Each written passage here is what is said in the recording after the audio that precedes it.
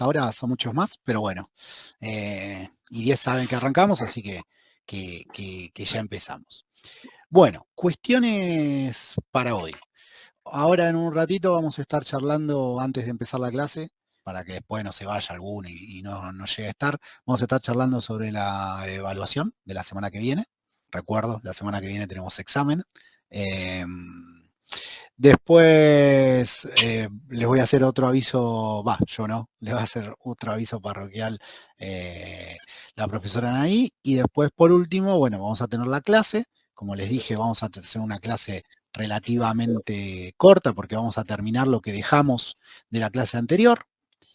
Y después de la clase en cuestión, lo que vamos a hacer, quien quiera, se puede quedar. Quien no quiera se puede desconectar. En realidad siempre se pueden desconectar, pero bueno, una vez terminada la clase de contenidos particularmente, vamos a dejar un espacio para quien quiera plantear preguntas, no solo de esta clase, sino bueno, de todos los contenidos vistos a lo largo de esta mitad de cuatrimestre, de cara obviamente al examen.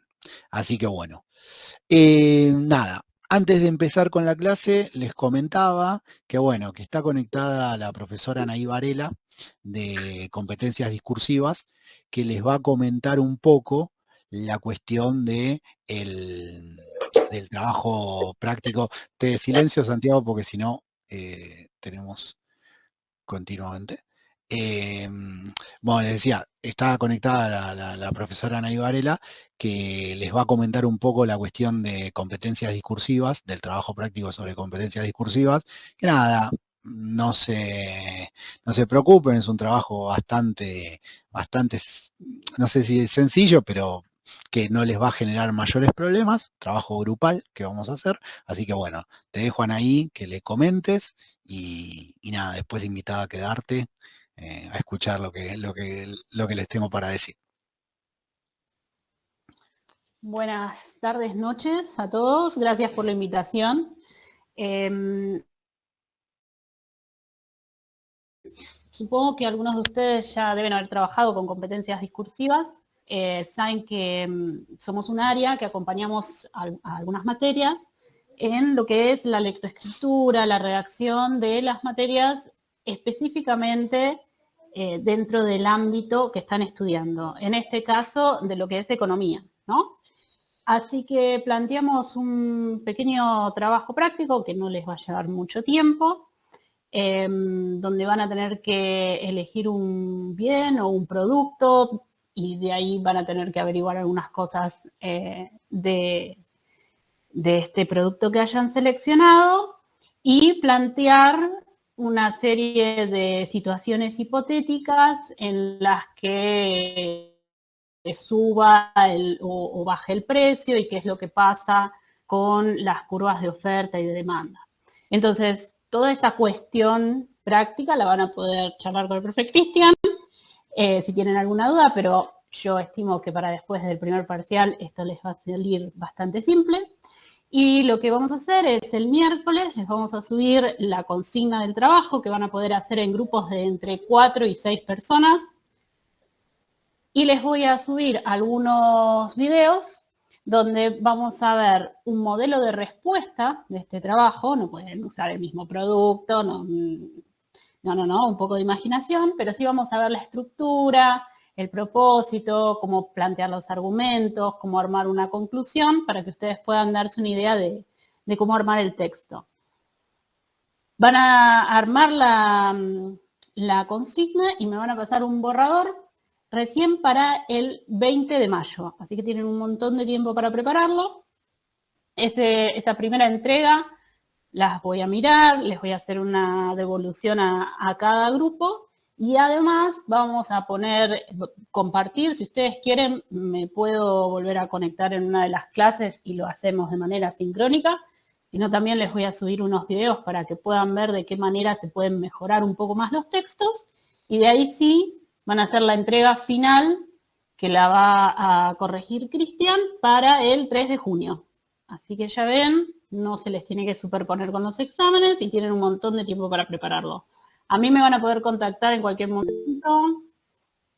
Contame, Santiago. Interrumpan, por favor, sí. Sí, no, quería en trabajo práctico ¿también influye en la nota promedio para promocionar la materia? Pesa, pero bueno, no va a ser absolutamente decisiva. Desde ya que el contenido que se está evaluando, si bien conmigo vamos a trabajar un poco la redacción, es contenido de la materia. Si le pifian en lo que están escribiendo, van a tener que replantearse cómo vienen con los estudios. No, sí, eso sí me refería en cuanto a... ¿Cómo pondera? Claro, como contenido especial para poder aprobar. O sea, es obligatorio. Es un trabajo práctico obligatorio que sí o sí tienen que hacer. O sea, ustedes para aprobar la materia tienen que aprobar los 2 exámenes o a lo sumo uno y un recuperatorio. Y obligatoriamente tienen que entregar el trabajo práctico de manera correcta, nada, que esté aprobado, básicamente.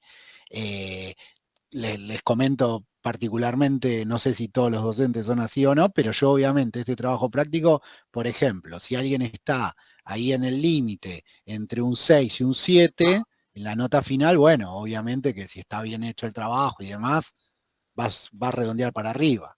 Ahora, si está mal hecho, va a redondear para abajo, sépanlo. Ok. Pero no les va a destruir el promedio en ese sentido, ¿no? O sea, va a ser como una nota más bien conceptual y obligatoria, es un poquito integrador, van a poder expresar de alguna manera su propia opinión sobre esto. Si bien tienen que investigar un poquito, es también para conocer qué es lo que piensan respecto al producto que van a tener que elegir.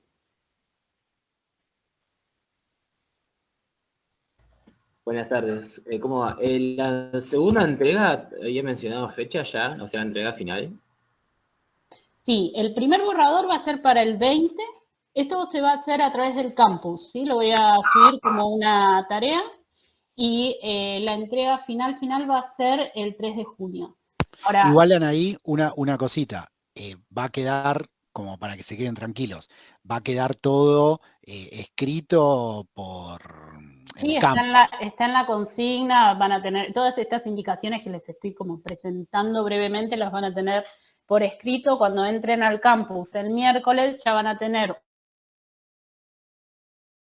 una solapa que va a ser sobre el trabajo práctico con todos los videos, con el material, con los textos y sí es importante que recuerden que la primera entrega es obligatoria también, no se vale ir directamente al 3 de junio porque en la previa del 20 hay que hacerla.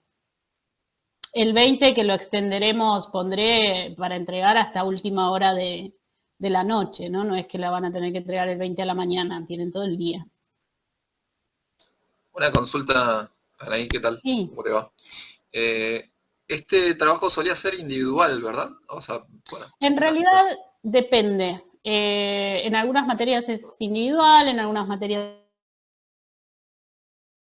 es grupal, depende del contenido, no. Por eso también hicimos que si tienen alguna particularidad en la que no pueden hacerlo en grupo, bueno, lo tendremos que charlar. Pero en esta oportunidad quisimos hacerlo en grupo para que también puedan discutir las ideas que van a poner ahí. Ok, no chequeé. Es un trabajo, igual es un trabajito, no está la consigna todavía, pero es algo de una carilla, ¿eh? No se asusten que no estamos hablando de un trabajo de 4 o 5 páginas, va a ser algo bastante sencillo.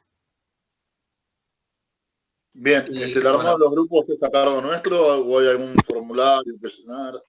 O algo así? No, lo arman entre ustedes, además entiendo que tienen un grupo de WhatsApp donde pueden coordinar, está totalmente libres ustedes para armarlos, quédense tranquilos. Cris, te hago una consulta. ¿Vos tenés pensado hacer otro trabajo práctico con nosotros?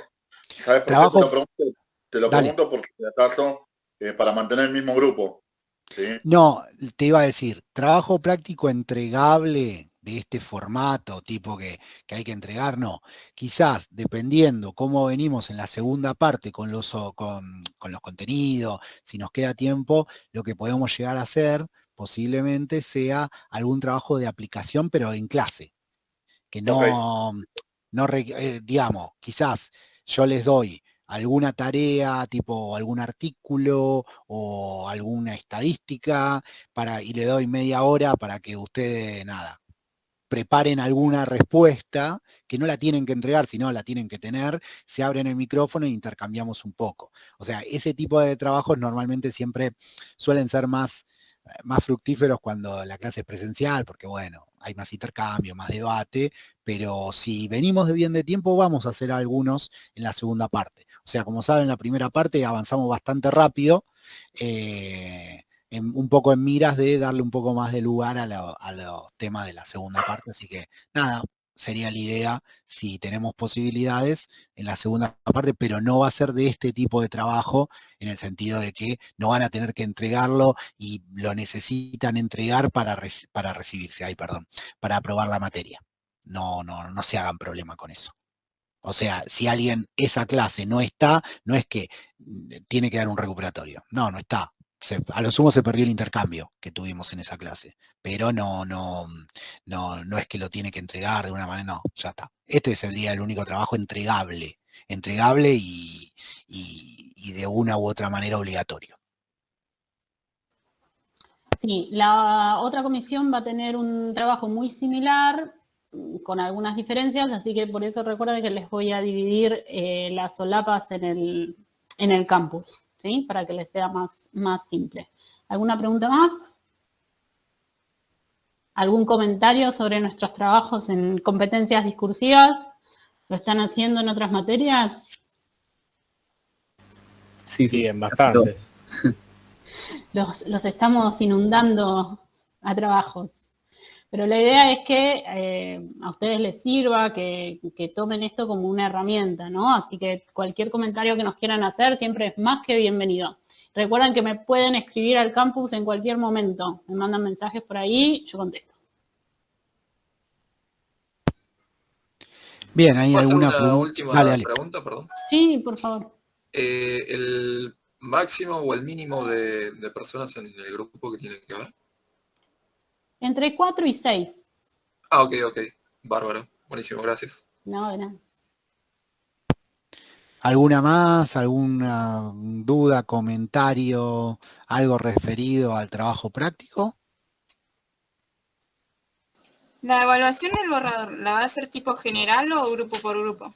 Porque había profes que lo hacían tipo general. Vamos a hacer voy a hacer una general que voy a compartir entre todos y van a ver los típicos videitos que subimos, pero igualmente en las entregas que me hagan en el campus individualmente, a cada grupo les voy a hacer algún comentario.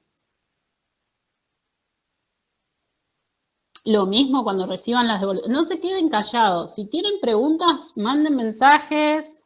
Si ven que están trabados con alguna otra cosa que por ahí no tratamos en el tema, también pueden preguntar y les mando material extra. Aprovechen estas instancias de que estamos acá para ustedes. No, por el momento yo al menos no se me ocurre ninguna. Será cuando empiecen a escribir. Seguro. Ahí llegan los problemas. Bueno, estamos sin dudas entonces, ¿ya estamos con esto? Bueno, perfecto. Bueno, de ser así, si no hay más dudas, no hay más preguntas, muchas gracias Anaí por los comentarios, por la anticipación del trabajo práctico, que todavía les falta hacer. Pero bueno, vamos a empezar entonces con los contenidos, que hoy tenemos, como les dije, no tantos contenidos. Vamos a tener una clase un poco más corta que de costumbre y después, vamos a dejar lugar a si tienen dudas de cara al examen. No les comenté cómo vamos a hacer con el examen, punto importantísimo. La idea sería que ustedes el próximo lunes, como de costumbre, entren acá, 7 de la tarde, 7:30, les paso el link correspondiente a Al formulario. al formulario, perdón, muchas gracias, porque no se me venía a la cabeza la palabra, al formulario de Google, y bueno, resuelven, les voy a dar un determinado periodo de tiempo para resolver. Pasado ese momento, se cierra el formulario y ya no se aceptan más respuestas. Cuestión importantísima para el examen, igual se las voy a repetir la próxima clase. Pongan nombres, pongan apellido, igual voy a poner esas casillas como obligatorias. Nada, que cada respuesta sea registrada como corresponde. Profe, si por hacer el destino caigo a las 20, ¿puedo hacerlo igual, pero con menos tiempo? Sí. A ver, puedes hacerlo igual siempre y cuando se dé más tiempo de las 7, de las 20. No va a ser un examen largo, no va a ser un examen largo. Yo te diría que trates de estar al horario que se toma el examen, porque... Bien, para justificar la respuesta, como me decís vos, Cristian, necesito citar el libro de Mankiw, ¿no? Mira, todavía no sé si voy a usar respuestas con justificación o simplemente va a ser algún tipo de choice. Ok. ¿Por qué? ¿Por qué apunto? Porque si son con justificación, no van a estar corregidas en el momento. Claro. ¿Se entiende? Sí. Si son con justificación, las tengo que corregir posteriormente. La idea va a ser que, bueno, que ver la manera de que tengan el resultado una vez que terminan. No las respuestas correctas, sino el resultado del examen, la nota, básicamente. Las respuestas correctas no se las doy, ¿por qué? Porque si alguien lo termina en los primeros 5 minutos, digamos, se sacrifica por el resto, después puede pasarle al resto todas las respuestas correctas. Así A ver si que... entendí bien, Cristian. Me Sí, conecto a la llamada como todos los lunes como todos los lunes. y vos Sí, vas a largar el link del formulario en el en chat el de chat, la semana. exactamente, Ok, exactamente. ahí te ¿Por entendí. qué? ¿Por qué lo hago así?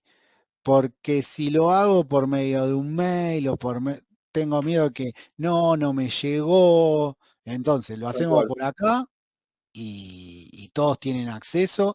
Traten todos de estar, si se quiere, con los medios correspondientes para poder hacer un examen online. Digamos, no sé, si lo hacen con celular, que el celular tenga carga, que tengan internet, porque bueno, yo la verdad, si llegan a tener algún inconveniente con eso, yo no puedo hacer nada, ¿sí? O sea, el que tiene un inconveniente con eso, yo no puedo darle ninguna solución, ¿sí? Y Así si se que me corta la no luz, sé, por ejemplo, y no bueno, no tengo sé, manera de no acceder sé. al celular, Por eso, tengan el celular con carga, si usan una notebook, la notebook cargada, sepan cómo, por las dudas que se le corte internet, cómo pasarse datos del celular a la computadora, no sé, digo, procuren tener los elementos necesarios para un examen. A ver, la cursada es online, se supone que tienen que tener los elementos, si se inscribieron en esta cursada, tienen que tener los elementos para eso. Lo digo porque en otros cursos, cuando estábamos en pandemia, me ha pasado que, bueno, nada, no que yo no podía, porque esto por el otro, bueno, en pandemia era otra cosa. Acá, si se quiere, tienen la opción presencial o online y están tomándola online.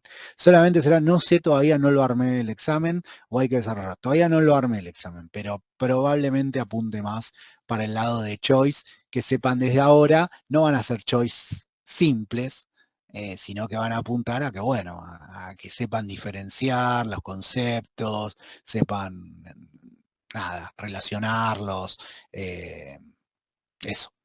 ¿Preguntas sobre esto? Si no hay preguntas, pasamos a los temas que vamos a ver hoy. Que recuerden que entran todos los temas vistos hasta los que terminamos de ver hoy. ¿Dudas, preguntas sobre la cuestión examen o pasamos a los temas que tenemos para hoy? ¿No? Pasamos. Vamos, alguien habló, me pareció como escuchar a alguien, pero bueno, si no, justo estaba por compartir pantalla. Bueno, vamos a compartir pantalla y vamos a empezar con los temas de hoy, que no sé si recuerdan. Ya estoy compartiendo, ¿me ven ustedes la pantalla? Ahí está, Sí, sí, se ve. ahí estaría compartiendo. Bueno, no sé si recuerdan, la clase pasada habíamos visto la cuestión de los mercados competitivos, vimos todo lo que sería un mercado de competencia perfecta, sus características, ya los habíamos visto hacía 2 clases, si no me equivoco, habíamos visto todas sus características, habíamos repasado de nuevo algo que ya habíamos visto sobre las decisiones de la empresa competitiva de abrir o cerrar en el corto plazo o en el largo plazo, y habíamos terminado con monopolio. Habíamos empezado en realidad a ver las características del monopolio, las causas y, si no me equivoco, habíamos terminado en las causas de monopolio. Vamos a ver de manera muy sucinta un monopolio, sus causas, y después vamos a empezar ya directamente con donde dejamos la clase pasada. Bueno, básicamente habíamos dicho que un mercado monopólico es un mercado donde hay un solo oferente y muchos demandantes, que básicamente ese oferente es el único que ofrece un determinado producto que no tiene sustitutos. Y obviamente estos mercados monopólicos tienden a generar precios más altos de lo que pasaría en competencia perfecta. Habíamos dicho que, obviamente, siempre como comprador, como demandante, nos conviene comprar en mercados que haya más competencia. Porque si compramos en mercados donde haya menos competencia, en el caso extremo, el monopolio, y el monopolista nos pone el precio que él quiera. Obviamente que después dependerá de nosotros convalidar o no ese precio. Pero bueno, el monopolista, al menos de manera inicial, va a poner el precio que él quiera. Bueno, al tener el poder para fijar la oferta, se dice que es una falla de mercado. Después podemos discutir si realmente las fallas de mercado existen como fallas, y qué quiere decir una falla, algo excepcional, o si son un constante, y más que fallas serían regularidades de mercado, ¿no? Eso es una disquisición que podemos hacer al margen, pero entendiendo que desde la bibliografía se entiende al monopolio como una falla de mercado. Y después tenés el otro, perdón. Después Dale, tenés el otro extremo que te dicen que ni siquiera tienen fallas la marca. Claro, por eso. O sea, ahí estaría una cuestión que podemos debatir con la misma bibliografía, si las fallas son fallas, y por lo tanto, cuando uno dice, me vino no sé, un celular fallado, quiere decir que un celular que excepcionalmente viene fallado, no es que todos los celulares vienen fallados. Si son fallas, sería algo excepcional, no obstante, si es algo que se produce regularmente, ya no sería una falla, sino que sería una regularidad de un mercado. Y después también, como planteaba vos, Matías, bueno, hay que ver a qué se plantea que existen o no las fallas. Quizás hay otras posiciones donde plantean que, bueno, que eso no es un problema que haya monopolios, porque, bueno, los monopolistas son vistos en muchos casos, no, en algunas escuelas, como a escuelas del pensamiento económico, digo, nada, como héroes sociales, benefactores sociales que, bueno, han ganado su lugar monopólico a fuerza de brindar un bien, un servicio mejor a un precio menor, ¿no? Después podemos, cuando estudiamos en términos históricos de cómo se han construido los monopolios que han existido a lo largo de la historia, también podemos poner en discusión ese planteo, ¿no? Pero bueno, como para entender todos los planteos que hay alrededor de eso, igual recuerden, como siempre, nada, en el examen se evalúa lo que dice la bibliografía, no las disquisiciones que podemos hacer nosotros acá. Bien, entonces, les decía, bueno, si el bien es inelástico, habíamos dicho que si el bien es inelástico, el monopolista le conviene subir los precios y con eso va a ganar más dinero, porque obviamente al ser inelástico, la gente, si le suben los precios, la va a seguir pagando igual. Si el bien es elástico, le va a convenir un poco tender a disminuir los precios, básicamente para que crezca mucho sus cantidades demandadas. Bueno, el monopolista se enfrenta directamente a toda la curva de demanda, que básicamente es la de ingresos medios. Cuando analizábamos el mercado de competencia perfecta, cada oferente en el mercado de competencia perfecta se enfrentaba a una partición de la curva de demanda, y por lo tanto era precio aceptante. ¿Qué quería decir? ¿Qué quiere decir eso? Que al precio que establecía el mercado en competencia perfecta, el oferente podía producir y vender todas las unidades que quiera. No obstante, y siempre se mantiene al mismo precio en competencia perfecta. No obstante, en un mercado monopolista, ¿qué es lo que pasa? Como el monopolista se enfrenta a toda la curva de demanda, que es la curva de ingresos medios, a medida que aumenta o disminuye sus cantidades, varían necesariamente el precio de mercado. Como no es un oferente precio aceptante, sino que establece el precio del mercado aumentando o disminuyendo las cantidades ofrecidas.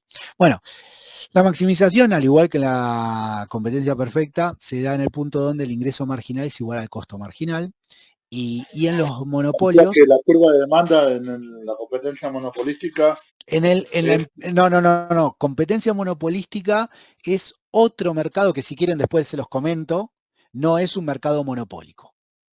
¿Sí? ¿no? Ahora te hago una disquisición y te comento qué es la competencia monopolística. El monopolio, hay un solo oferente. ¿Sí? Ok, bien, sí. Y bueno, obviamente el producto es único porque lo ofrece una sola persona. Un solo oferente. La competencia monopolística es una tipología de mercado donde hay varios oferentes con productos que son similares, pero se diferencian en algo. Todo esto lo estoy hablando porque vos lo nombraste, no entra en el examen, no se preocupen por eso, ¿eh? Lo comento porque por si en algún momento leen competencia monopolística. No, dejá que lo termino y ya, total, ya estamos. Bueno, le decía, competencia monopolística, varios oferentes con productos similares, con algunas diferencias entre sí, que lo que tienen es algún tipo de fidelización hacia el cliente. Este caso de la competencia monopolística se puede dar, por ejemplo, o pueden tener como ejemplo, los polos gastronómicos, que básicamente tienen restaurantes que mal o bien no son el mismo producto el que ofrecen, pero son productos que se pueden sustituir, en el caso de los restaurantes, servicios que, si bien no es el mismo servicio, se pueden sustituir entre sí, tienen algún grado de sustitución. ¿Qué quiere decir? Y si vamos a las Lomitas, yo hace 1000 años que no voy, por ahí tiro cualquiera, cosas que ya no están, ¿no? Pero supongamos, si a mí me gusta comer comida mediterránea, pónganle, y pónganle que tengo el dinero para pagarla, y yo voy a ir a comer comida mediterránea porque es lo que más me gusta. Ahora bien, el restaurante de comida mediterránea me va a poder subir un poco el precio, pero ya si se va muy a las nubes el precio de la comida mediterránea, yo lo que voy a terminar haciendo es yendo a comer comida mexicana, pónganle, o hamburguesas. Básicamente hay cierto nivel de competencia, aunque hay cierto también nivel de fidelización de los clientes. No sé si se entendió, a eso se lo denomina competencia monopolística. El monopolio implica un solo oferente, no hay posibilidad de comprar otra cosa. Es ese solo oferente y ese solo producto. Bien, les había dicho también en la clase pasada, las causas de monopolio no son muy variadas, básicamente es que los monopolios tienen barreras de entrada. De una u otra manera, el monopolista no permite, por distintos medios, que entren otros competidores. Habíamos dicho, por ejemplo, si se da un recurso de monopolio que una empresa maneja de manera exclusiva un insumo y por lo tanto eso le permite tener un monopolio del producto que se produce con ese insumo. Habíamos charlado también los monopolios legales, las regulaciones de gobierno, que básicamente el Estado permite a un solo oferente producir y vender un determinado bien o servicio. Y habíamos dicho también de las cuestiones relacionadas con el proceso de producción que se lo denominaba también un monopolio natural, que implica que no hay lugar, es un mercado donde no hay lugar para un competidor extra. Por ejemplo, habíamos charlado acá los servicios públicos del estilo gas natural o agua o servicio de agua corriente. AISA. AISA, por ejemplo. Sí. Gas natural, Metrogas. Claro. AISA tenemos también, bueno, podemos también ahí tener a Edesur. Acá entiendo que todos tendrán Edesur, porque viven en el sur del conurbano. Pero básicamente son servicios que es antieconómico que haya más de un oferente. Entonces, porque requieren una inversión muy alta, porque el mercado no es tan grande como para justificar ese tipo de inversión. Entonces, bueno, son mercados donde se permite entrar un solo oferente. Ya si entran dos es una cuestión antieconómica. Hasta acá habíamos llegado a la clase anterior. ¿Dudas, preguntas hasta acá o seguimos con diferencias entre monopolio y competencia perfecta? Escucho, si no sigo. Si no escucho preguntas, seguimos. ¿Ahora sí va a entrar la competencia monopolística o seguís la diferencia del monopolio? No, la competencia monopolística, si no me equivoco, no está en toda la unidad, ¿eh? No, yo te la comenté básicamente porque vos me la nombraste. No, pero no entra al examen. No, yo la comenté porque vos la nombraste. A ver, quizás hay estudiantes, quizás vos sos uno de ellos, que se ponen a leer y se copan y te hacen preguntas de temas que uno no dio todavía. No sé si es tu caso, pero bueno, vos por ahí leíste la competencia monopolística y lo sacaste. Yo comento que es la competencia monopolística, pero se las diferencio claramente de lo que es el monopolio. Simplemente eso. Dale. Bien. Bueno, diferencia entre monopolio y competencia perfecta. Bueno, la diferencia principal entre una empresa competitiva y un monopolio es la capacidad de este último en influir en el precio del producto. Habíamos dicho, la competencia perfecta, los oferentes dentro de una competencia perfecta, son precio aceptante. ¿Qué quiere decir? Que no pueden incidir en el precio. ¿Por qué? Básicamente porque son pequeños y son muchos, entonces individualmente ninguno puede incidir en el precio. No obstante, el monopolista, al ser el único, tiene una incidencia directa en el precio. Una empresa monopolista, bueno, acá una empresa competitiva, esto ya es lo que charlamos recién, es pequeño en relación al mercado en el que opera y por tanto no tiene poder para influir en el precio del producto. Acepta el precio del mercado. En cambio, el monopolio, como es el único, bueno, esto ya se lo comenté. ¿Cuál es la consecuencia de todo esto? Básicamente la consecuencia es que la empresa competitiva se enfrenta a una curva de demanda plana. ¿Qué quiere decir? Que no importa la cantidad que produzca y que ofrezca en el mercado, siempre el precio va a ser el mismo. No obstante, el oferente en el monopolio, el monopolista, se enfrenta a una curva de demanda con pendiente negativa. ¿En qué sentido? Se enfrenta a toda la demanda. Y entonces, como se enfrenta a toda la demanda, a medida que incrementa su producción, va reduciéndose el precio del producto en cuestión. ¿Vamos bien hasta acá? ¿Me van siguiendo todos? Sigamos. Bueno, ¿qué es lo que se ve?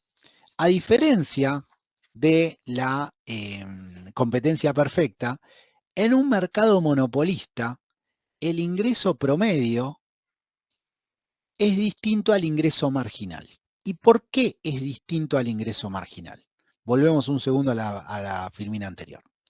Nótese, en la curva de demanda de una empresa competitiva, yo a medida que aumento la cantidad de producción y por lo tanto la oferta de la empresa en el mercado, siempre recibo el mismo precio. Por lo tanto, el ingreso promedio siempre es igual al ingreso marginal. Ahora bien, yo a medida que incremento la producción en un monopolio, voy reduciendo el ingreso promedio y a su vez voy reduciendo todavía más rápido el ingreso marginal. ¿Por qué reduzco todavía más rápido el ingreso marginal?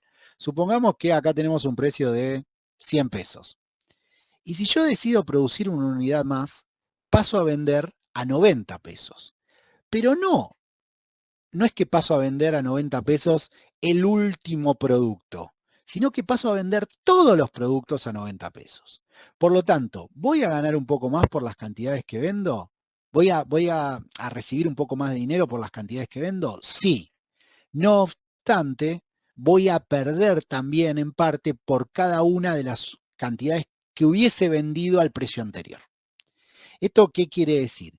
Y si yo solamente como monopolista decido producir, supónganse, 10 unidades y cada una la vendería a 100 pesos, si decido producir la unidad número 11, la unidad número 11 va a generar que se reduzca el precio de mercado y por lo tanto las 11 unidades, antes vendía 10 unidades a 100 pesos, las 11 unidades ahora no las voy a vender a 100 pesos, las voy a vender, pónganle, a 90.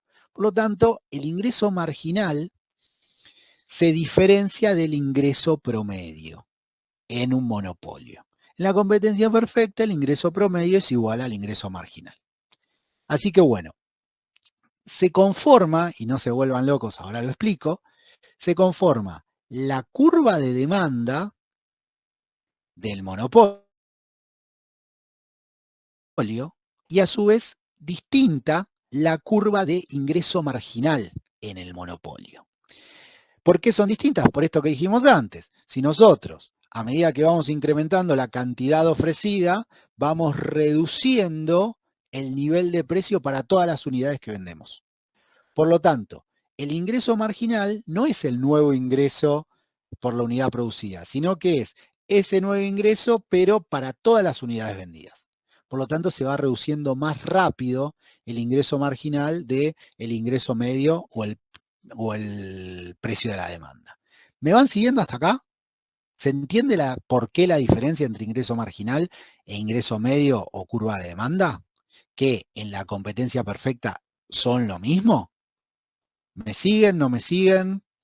No es tan intuitivo este punto. ¿Me van siguiendo, sí o no? Hasta ahora expliqué solamente estas dos curvas, la de demanda y el ingreso marginal. Dale. Tendría que ver con que si yo produzco más unidades, estoy subiendo la oferta, digamos, del producto. Está subiendo la oferta y al subir la oferta, va indirectamente precio, estás bajando el precio al que la vendes. Exactamente. Perfecto. Exactamente. Y entonces, quizás te ingresa más dinero por cantidades vendidas, pero te va a ingresar menos dinero por precio de venta. Sería como decirle, bueno, si produzco 10 unidades, las vendo a 100 pesos. Entonces el ingreso promedio es 100 pesos. Ahora, si produzco 11 unidades, ya no las vendo a 100 pesos cada una. Las voy a vender, pónganle a 90. Entonces ahí tenemos que hacer el cálculo de cuál es el ingreso marginal, que es menor. ¿Se entiende? ¿Vamos bien hasta acá? Igual acá tenemos la tablita de ingreso medio e ingreso marginal. ¿Vamos bien hasta acá? ¿Dudas, preguntas, consultas? ¿O sigo explicándole las curvas en el gráfico de monopolio? Díganme. Vamos bien. Por mi parte, por ahora bien. Soy consciente. ¿Podés explicar de nuevo las curvas? Sí, soy consciente que este punto de la curva del monopolio, si se quiere, debe ser el tema más difícil que vimos hasta ahora. Así que bueno, las veces que sea necesario lo vemos. Bueno, les decía, a ver, el monopolista no es precio aceptante, por lo tanto se enfrenta a toda la curva de mercado. Esta es la curva de mercado. Ahora, a medida que va aumentando las cantidades ofrecidas, necesariamente, dada la curva de mercado, va a ir vendiendo a un valor menor. ¿Va a vender más unidades? Sí, y por lo tanto, en la ecuación de ingreso total, ¿va a aumentar el ingreso total por las cantidades? Sí. Ahora bien, ese aumento se va a atenuar por una reducción en los precios. ¿Por qué? Porque a medida que vendo más, no me va a quedar otra que ir reduciendo el precio para venderlo. Y por lo tanto, eso genera una curva de ingreso marginal distinta a la de ingreso medio. Es decir, el ingreso medio va a estar por encima del ingreso marginal. ¿Por qué? Porque cuando paso de vender de 8 a, bueno, en este caso es 8, de 8 pónganle a 7, el ingreso marginal no es 7. El ingreso marginal va a ser menos. ¿Por qué? Porque yo ahora todos los productos los voy a vender a 7. ¿Se entiende? Cristian, pero ahí no veo, por ejemplo, la curva del ingreso medio, veo la curva del ingreso marginal. Y la de demanda que es igual a ingreso medio. Ah, está, ok. ¿Sí? Ok, sí. La de demanda es igual a ingreso medio. Buen punto bien, que sí. pensé que lo había dicho, no sé si lo había dicho. Bueno. No, pero como estamos en monopolio, sí, eso sí. Lo Sí, dijiste antes. está bien. Cualquier duda igual me interrumpen, ¿eh? No se queden con Es decir, el ingreso marginal entonces sería, recapitulando un poco, el precio de cada unidad, digamos. La variación. Lo que cambia, claro. La variación Okay. En el ingreso total que me genera vender una unidad más. Esa variación, ¿cómo va a estar compuesta? Por un lado, va a incrementarse porque vendo una unidad más, pero por otro lado se va a atenuar o se va a reducir un poquito. ¿Por qué? Porque esa unidad más que vendo me va a hacer bajar el precio a todas las unidades previas. ¿Se entiende? Vamos a verlo con el ejemplo numérico. A ver, si yo vendo una sola unidad, el ingreso medio y el ingreso marginal va a ser de 10 pesos. ¿Me siguen hasta acá todos? Ahora bien, si yo vendo 2 unidades, vendo la segunda unidad, ¿qué es lo que va a pasar? El precio va a bajar de 10 a 9. Entonces, ¿cuál va a ser el ingreso medio? 2 unidades a 9 pesos, 9 pesos por unidad. Ese es el ingreso medio. Eso es la curva de demanda. Ahora bien, ¿qué pasa? Si yo vendo 2 unidades, hasta acá, la primera unidad, yo tenía un ingreso total de ¿cuánto? De 10 pesos. Una unidad por 10 pesos. ¿Me van siguiendo? Ahora bien, si voy a vender la segunda unidad, ¿qué es lo que pasa? Voy a vender 2 unidades. Esto va a subir, pero el precio va a bajar. Y entonces, ¿yo qué voy a vender? 2 unidades a 9 pesos. Por lo tanto, ¿cuál es el ingreso marginal? De 10 a 18. El ingreso marginal es 8. Sigamos con la película. Si en vez de vender 2 unidades a 9 pesos paso a vender 3, va a bajar el precio a 8. Y entonces, ¿qué es lo que va a pasar? El ingreso medio, yo cada una de estas 3 unidades lo vendo a 8. Ingreso medio, 8. Ahora bien, ¿cuál es el ingreso marginal? Y yo antes vendía 2 unidades a 9 pesos, 18 pesos. Ahora voy a vender 3 unidades, pero a 8 pesos, 24 pesos. ¿Cuál es el ingreso marginal? 24 menos 18, 6. ¿Se va entendiendo? En función de eso, la curva de ingreso marginal cae, se reduce más rápido que la curva de demanda o ingreso medio. ¿Estamos bien hasta acá? ¿Se entendió? Sí, ahora sí. Perfecto. Sí. Bien. Soy consciente que no es algo intuitivo, es algo que, complica bastante, así que bueno, por eso pregunto y vuelvo tanto sobre lo mismo. Bueno, les decía, tenemos las curvas de ingreso medio, tenemos las curvas de ingreso marginal. También en la imagen tenemos la curva de costo total promedio, que es igual a la que teníamos en competencia perfecta, y la curva de costo marginal. ¿Dónde maximiza su utilidad el monopolista? Al igual que en la competencia perfecta, maximiza su utilidad donde el costo marginal es igual al ingreso marginal. Entonces tiene que producir en el nivel de cantidad máxima. En ese nivel de cantidad de máximas, ¿cuál es la cuenta de almacenero que hace el monopolista? Y bueno, yo produzco acá, que es el punto donde maximizo mi utilidad. Recordemos, ¿por qué no produciría antes? ¿Por qué no produciría menos? ¿Por qué no produciría Q1?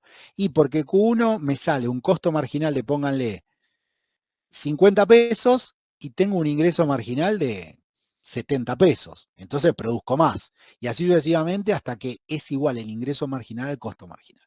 Bueno, produzco en esta cantidad máxima. En esta cantidad máxima, ¿qué ingreso promedio tengo? Este valor. No sé cuál es porque no lo tengo en la tablita. Tengo este valor. ¿Y qué costo medio tengo? Este valor, donde se corta las cantidades con el costo total promedio. Entonces, ¿qué obtengo? Obtengo el beneficio del monopolista, que es este rectángulo. ¿Me van siguiendo? Este rectángulo, ¿qué tiene? La base, recordemos, la superficie de cualquier rectángulo es base por altura. ¿La base cuál es? Las cantidades que maximizan la producción del monopolista. ¿Cuál es la altura? La diferencia entre el precio del monopolio y el costo medio o costo promedio del monopolio. Entonces, en función de eso, tenemos la superficie de beneficio del monopolio. ¿Qué quiere decir esto? Supongamos que se maximiza en 7 unidades, pónganle.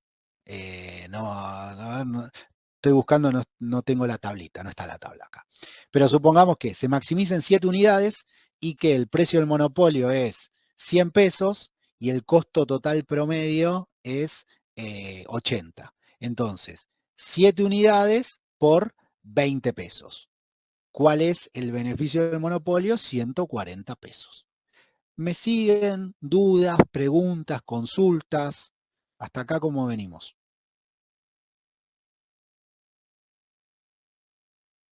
¿Hay alguien? ¿Se escucha?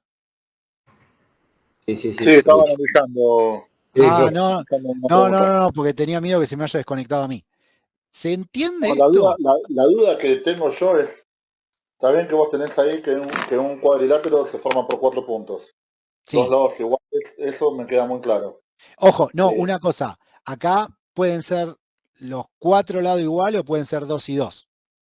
¿Sí? Bueno, es un rectángulo. Es un rectángulo que tiene una base y una altura. Puede que la base y la altura sea exactamente... sería un caso especial. Sí, es cierto. Ahora ¿cómo determinás el punto C? Porque trazás una perpendicular a la cantidad pasando por B. Vos trazás una perpendicular, a ver, ¿cuál sería? Vamos a hacerlo, espero después poder borrar todo. Vamos a hacerlo acá. ¿Cómo funciona esto? Tenemos una curva, no le voy a poner los nombres, sepan que normalmente hay que poner los nombres, pero si le pongo los nombres después no puedo borrarlo. Entonces tenemos costo marginal, no tendría que haber escrito, porque ahora después no lo voy a poder borrar. Tengo que justo pegarlo donde... Bueno, le decía, curva de costo marginal, curva de ingreso marginal. ¿Me van siguiendo hasta ahí? Sí. Después tenemos curva de demanda, ¿sí? Sí. Y tenemos curva de costo medio, ¿sí? El mismo dibujo que vimos recién. ¿Estamos hasta ahí? Sí. Esta era costo marginal, esta ingreso marginal, ¿sí? Sí. En ese punto establecemos las cantidades que maximizan. ¿Me siguen? Sí. En ese punto establecemos las cantidades que maximizan. Buscamos el ingreso medio o la curva de demanda. Buscamos el costo medio. Y ahí tenemos el rectángulo. Y ahora voy a ver cómo borro esto. ¿Se entendió? Buscaste el costo medio, está bien. Sí. El costo medio y el ingreso medio o el precio. ¿Sí? Sí. Esperen que vamos a intentar borrar. Ahí va. Ahí está. ¿Se entendió todo? ¿Dudas, preguntas? De nuevo, si se quiere, creo yo que es el tema más difícil menos intuitivo de los que hemos visto hasta ahora. Pero bueno, ¿me van siguiendo? Hoy dijimos que... Sí. Hoy dijimos que el monopolio puede influir en el precio del producto, digamos, porque tiene cierta... Pero igual de todas maneras se sigue atado a estas variables, al costo marginal y al ingreso marginal. Sí, a ver, en ese punto es donde maximiza su utilidad. No obstante, un monopolista, si no buscaría maximizar su utilidad, podría vender en el nivel que quiera, ¿se entiende? Claro, ahí está la diferencia, porque es la empresa competente ya tiene el precio Es precio preestablecido, digamos. aceptante, es precio aceptante, Perfecto, sí, sí, exactamente, es precio aceptante. ¿Me van siguiendo hasta acá? ¿Vamos bien? Seguimos. Por estas cosas, por esta dificultad es que la clase pasada no seguimos con este tema porque sabía que iba a ser para confusión. Dale, te escucho. ¿No volverías a la filmina anterior? ¿Puede ser? Que era del mismo. Exacto. Esto. Ahí está. ¿Sí? Sí, gracias. ¿Estamos todos? ¿Estamos todos? ¿Seguimos? Si nadie dice que no, seguimos. Bueno, habíamos dicho, el monopolio... ¿Cómo? Perdón, en la filmina anterior, cuando hablamos de P, la P mayúscula, a ver dónde lo encontramos, más abajo, me parece. Este es el nivel de precio. Claro, había un calculo que es el ingreso promedio, ¿o no? Sí, el ingreso medio no. es el precio. ¿Sí? Ah, ok. Sí. Bueno, listo, perfecto. Sí, era esa la pregunta. Bien. Bueno, costo social del monopolio. El monopolio, básicamente, ¿qué es lo que pasa? Si se produce en un punto, vamos de nuevo. El monopolio, ¿qué suele hacer? Suele producir en niveles que se denominan subóptimos. ¿Qué quiere decir niveles que se denominan subóptimos? Habíamos dicho que para una empresa competitiva, como vemos acá, el precio es igual al ingreso marginal y por lo tanto es igual al costo marginal. ¿Qué es lo que pasa en el monopolio? El monopolio produce en un nivel donde el ingreso marginal es igual al costo marginal, pero es menor que el precio.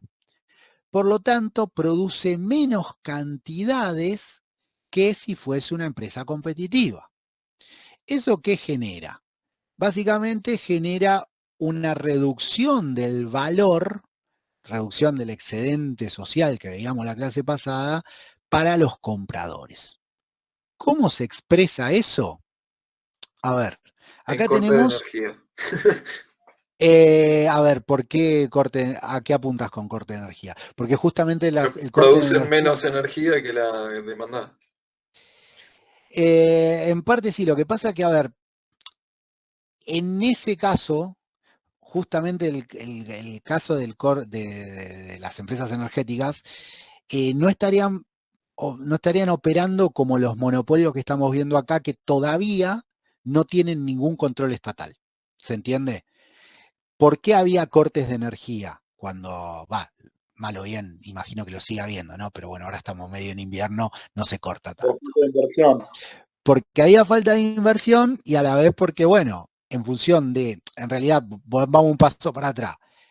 Las energéticas recibían una cantidad de dinero que según sus cálculos no eran lo suficientes para realizar las inversiones que ellos creían que tenían que realizar para brindar un servicio completo. Entonces, como no recibían un ingreso lo suficientemente alto para realizar eso, producían menos y por lo tanto costaban energía.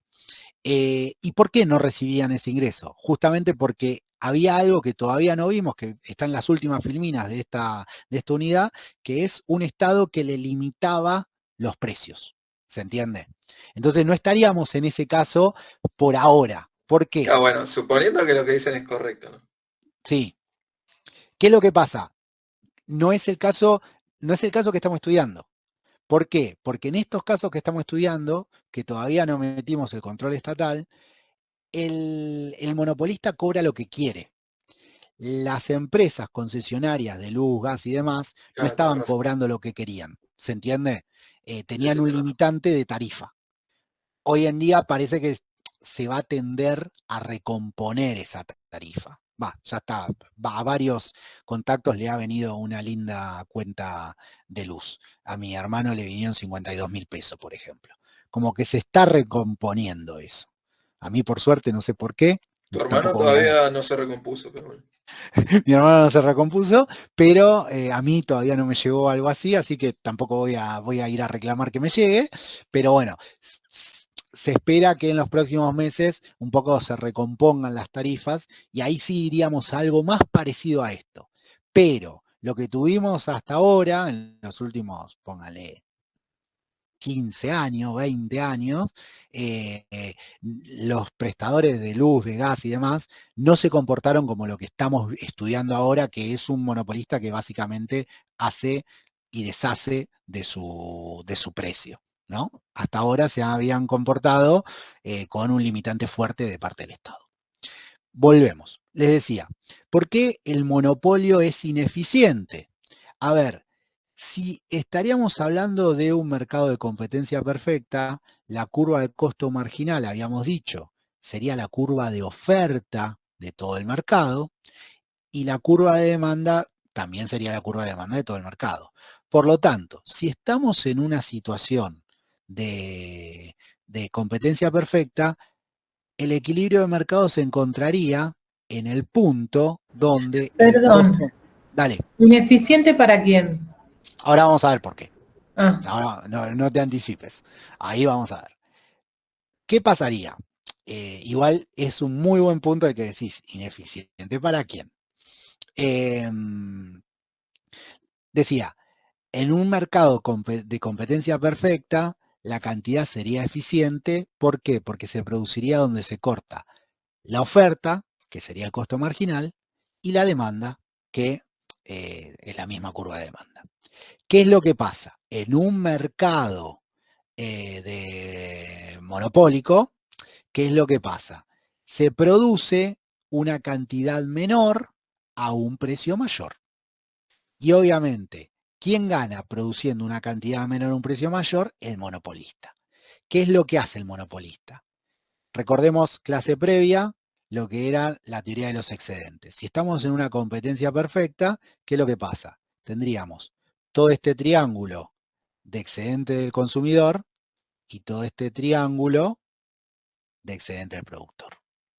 Ahora, como estamos en un monopolio, ¿qué es lo que tenemos?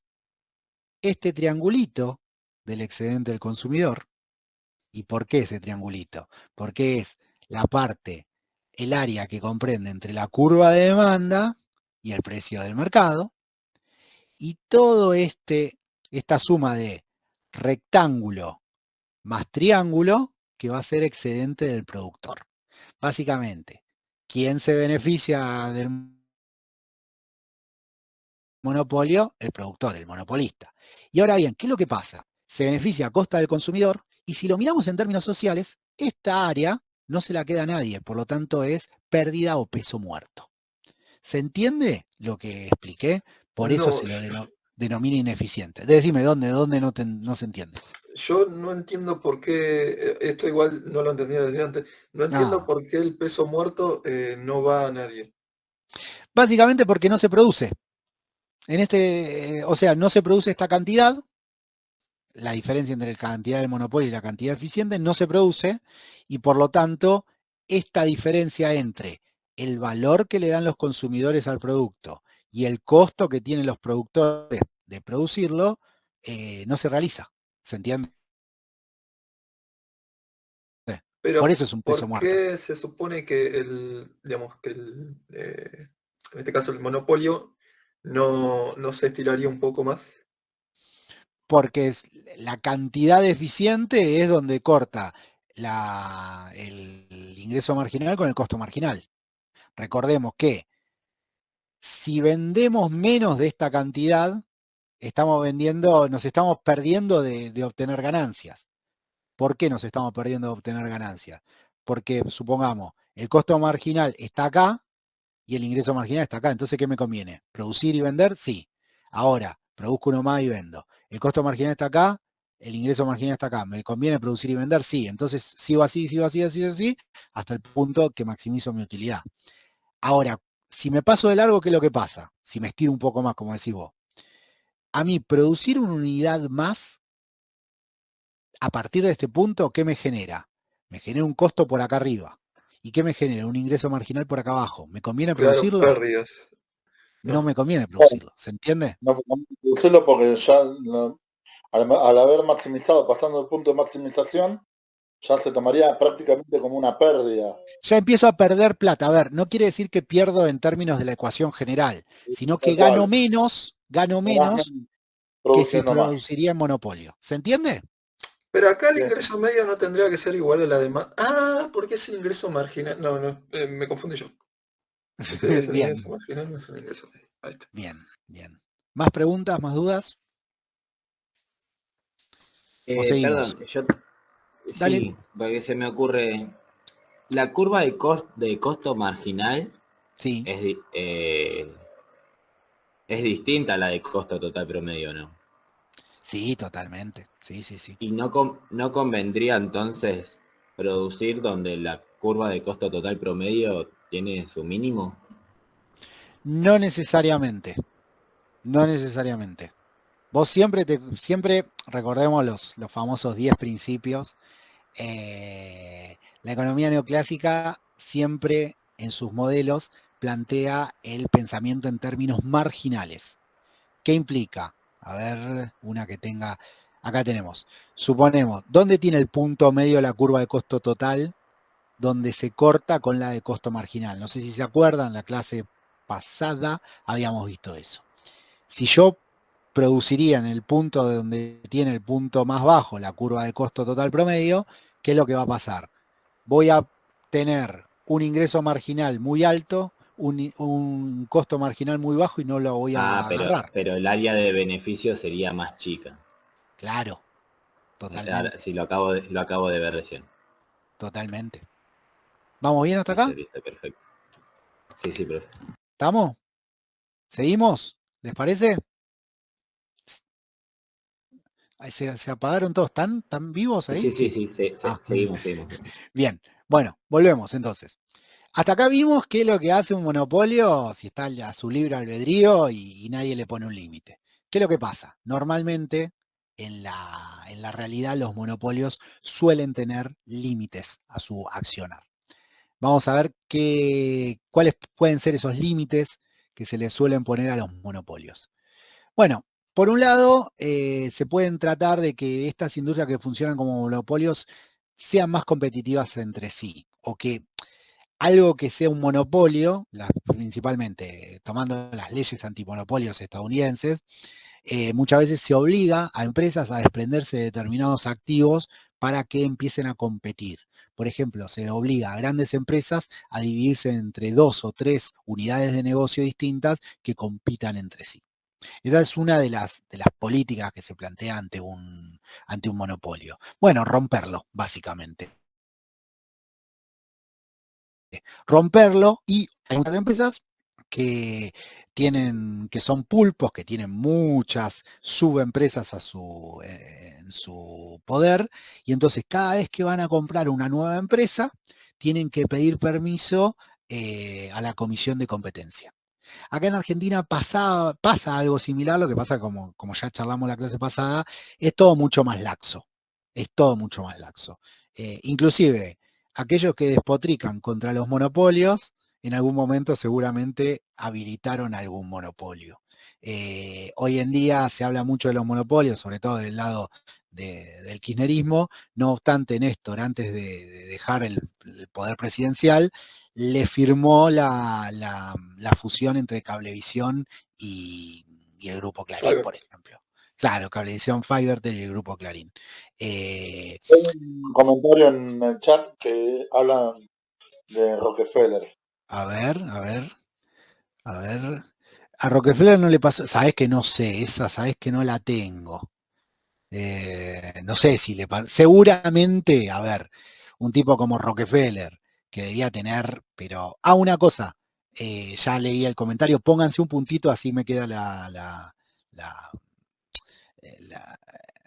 ay, no me sale la Asistencia. asistencia. El presente. Le decía, imagino que a Rockefeller le habrán pasado eso, seguro. Porque bueno, el tipo tuvo mil empresas. Con lo que está pasando bastante Ahora es con las tecnológicas. A Google, a Microsoft le han frenado algunas compras. Bueno, no sé si hay gamers por ahí, se habrán enterado que Microsoft, como está avanzando, le está pasando el trapo a PlayStation, comprando desarrolladora de videojuegos como loco, y en algunas compras de desarrolladora de videojuegos, la Comisión de la Defensa de la Competencia le puso un freno. No sé si fue en Activision, que estuvieron comprando Activision Blizzard y le puso un freno, que todavía no sé si lo pudieron destrabar. Por ejemplo, digo, hay muchos ejemplos de esto, ¿no? Pero suelen haber bastantes casos de frenos. Bien. Profe, Sí, esto dale. es, porque no sé del ejemplo, pero ¿esto es algo internacional o es algo local de los yanquis? A ver, no sé si es algo de los yanquis solamente. En Argentina también existe. Lo que pasa que en Estados Unidos, por decirlo de alguna manera, son más activas estas restricciones. ¿Se entiende? Como que es más normal que la Comisión de Defensa de la Competencia actúe. En Argentina es como que hay una utilización un poco más discrecional, como por ejemplo lo que pasó, que también lo vi en el chat que lo pusieron, ahora con las prepagas, por ejemplo. Básicamente se activa de una manera más discrecional, más políticamente. En Estados Unidos esto está como muy activado siempre. Entonces, cada vez que alguien quiere vender algo grande y ese otro alguien y lo quiere comprar otro alguien, bueno, están como todos atentos a esa situación Claro, o y es sea, más difícil. igual Dale. yo a lo que apuntaba es que ponerle con temas de exportación y qué sé yo, capaz que existe una regulación internacional, como así como que yo, en la justicia existe la Corte de la Haya, por así decirlo. Sabes que ahí no te quiero mentir, porque la verdad no lo sé. Yo sé que en Argentina y en Estados Unidos, no sé si ponerle en Brasil hay, ponele. No, sí, en Brasil hay, porque hace poco yo trabajo para un sindicato y tuvimos una cuestión en Brasil que nos contaron los brasileros que estaba el debate si se los autorizaba o no. También existe. Pero bueno, en Estados Unidos, si se quiere, funciona de una manera mucho más aceitada, mucho más independiente en términos políticos que los países latinoamericanos, digamos. Bien, tratar de que las industrias que funcionan como monopolios sean más competitivas. Segunda cuestión, regular la conducta de los monopolios. Bueno, de una u otra manera, esa vendría a ser la lógica que se llevó adelante por medio de sobre las prepagas, digamos. Tratar de regular, que en realidad no eran monopolios, pero bueno, eran empresas relativamente concentradas que se les planteaba una regulación. También esta fue la lógica que se vino llevando adelante hace tiempo con las empresas de servicios públicos. Básicamente ponerle algún tipo de tope a los precios. Ojo, que ahora también se va a seguir manteniendo ese tope a los precios. No obstante, el tope va a ser mucho más alto. ¿Alguien levantó la mano o dijo algo? Emiliano. Dale, Emiliano. Abrite. No, nada. Disculpe, pero sin querer, Dale, dale. estaba viendo el chat y lo toqué sin querer, disculpe. Bueno, nada. No sé, no, recuerden que no es necesario levantar la mano igual. Hablen. No se hagan problema. Bueno, regular la conducta de los monopolios. Después, ¿qué más se puede hacer? Convertir algunos monopolios privados en empresas públicas. Básicamente, comprar empleo privado y pasarlo a manos estatales. Directamente el Estado se hace cargo de la provisión de ese bien que se brindaba de manera monopólica. Y también se puede no hacer nada, básicamente. ¿Por Eso caso, también es. por caso Aerolíneas Argentinas? ¿Cómo? ¿Por caso cuando se compró Aerolíneas Argentinas? A ver, No. Aerolíneas Argentinas en realidad no era una empresa monopólica, si bien tenía una importancia muy fuerte en el mercado, no vendría a ser un caso. Pero en el mercado de cabotaje sí, me parece. En el mercado de cabotaje sí. Quizás el que puede ser un mejor ejemplo, que lo charlábamos la otra vez, que vos también lo nombraste, el tema de los trenes. ¿Se entiende? Que que originalmente era un monopolio privado y bueno, pasó a ser una empresa pública después de la Segunda Guerra Mundial. Ok. Ahí tenemos un ejemplo. Ojo, no soy un experto, no sé las minucias de qué líneas se compraron, se vendieron, pero bueno, pasó de ser un monopolio privado a ser una empresa pública. De hecho, en el periodo de la segunda sustitución de importaciones, hubo varios casos de empresas privadas que pasaron a ser públicas. Nada, no quiero ahora citar de memoria, pero hubo varias que pasaron de manos privadas a manos públicas. Bueno, después tenemos no hacer nada, la otra posibilidad, dejar que los monopolios fluyan. ¿Y qué, o sea, no sé, es lo que entiendo de lo que dice la Firmina, que dices que hay 4 formas de responder al problema? A no hacer nada, ¿qué forma de responder al problema sería? Dejar que fluya y a ver, el no hacer nada, cada una de estas opciones tiene detrás una cosa que se denomina economía normativa, perdón. ¿Qué quiere decir? Y bueno, cada una de estas opciones tiene detrás una concepción política del Estado y de los mercados. A ver, si uno tiene una posición más favorable al estatismo, va a ir por la anteúltima. Ahora, una posición más favorable al Milei, al menos el Milei de la campaña, va a ir por la última. ¿Se entiende?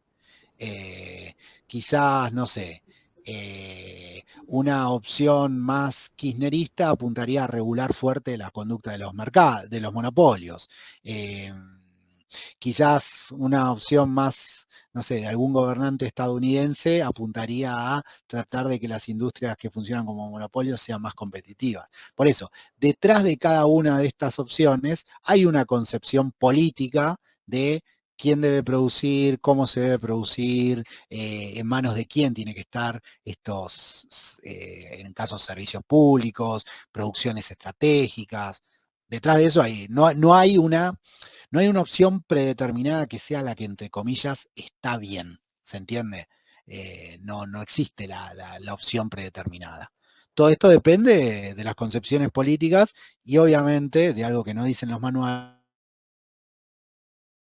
de los intereses, ¿no? Si un gobernante está en favor de un determinado grupo monopólico o oligopólico, y por ahí va a apuntar de no hacer nada. Ahora, si lo tiene entre ceja y ceja, y seguramente los va a regular bastante, hasta inclusive los puede llegar a estatizar.